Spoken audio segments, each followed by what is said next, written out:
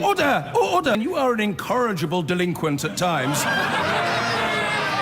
Behave yourself, man! Daniel Morgan was murdered in 1987 in a brutal attack, and to this day no one has been convicted. His family have blamed police corruption. An independent panel was due to publish its findings this week, but the Home Office has prevented that from happening, citing human rights and security concerns. Our correspondent Tom Simons reports.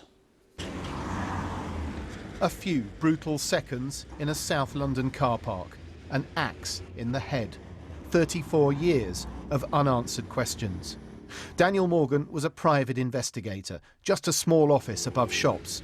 But the allegation is the firm, and his partner Jonathan Rees in particular, worked with bent cops, which hampered the murder inquiry. Mr. Rees denies being involved.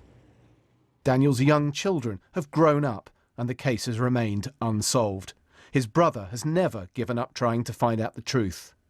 It's the middle of a knot of corruption, really, and that needs to be examined and dismantled or demolished, if you like. Untied? Untied, yeah.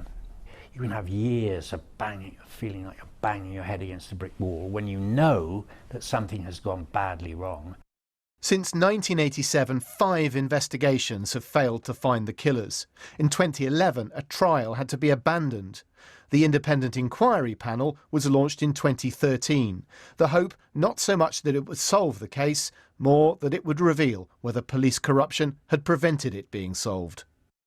But now the Home Office has said the Home Secretary has an obligation to make sure the report complies with human rights and national security considerations. As soon as we receive the report, we can begin those checks and agree a publication date. This has been sort of under the aegis of the Home Office for 8 years. And then suddenly, at the last minute, it just seems clumsy, ill thought out, ill-advised, it's just... But there we are. The Metropolitan Police has already scrutinised the report for security risks. The Morgan family lawyer says the government has signed an agreement simply to publish the findings without amending them. To ask to review the report and redact it if she considers it necessary is a big step towards not just undermining the panel, but the whole point, the whole purpose of its work and its existence over the last 8 years. The Home Office says it's not seeking to make edits of the Daniel Morgan report, but there's now a further wait for the official account of this notorious and unsolved case. Tom Simons, BBC News.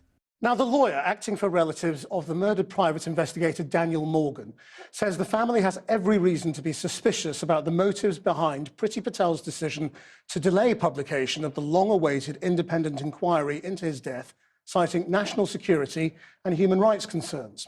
Daniel Morgan was killed with an axe in a southeast London pub car park 34 years ago, resulting in one of the country's most notorious unsolved murder cases.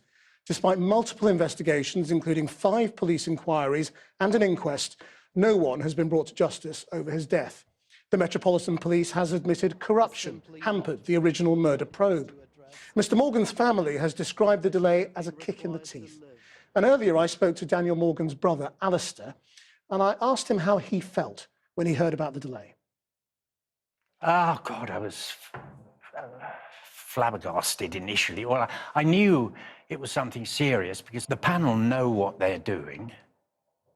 At least I have reason to believe that after 8 years. You have faith in them? Well, I want to see the report before I comment further. But these people are not amateurs. They know about the Human Rights Act and they know it's all been gone through with a fine-tooth comb.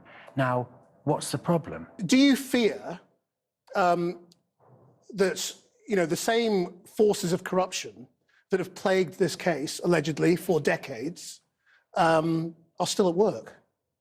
Well, it's more than possible.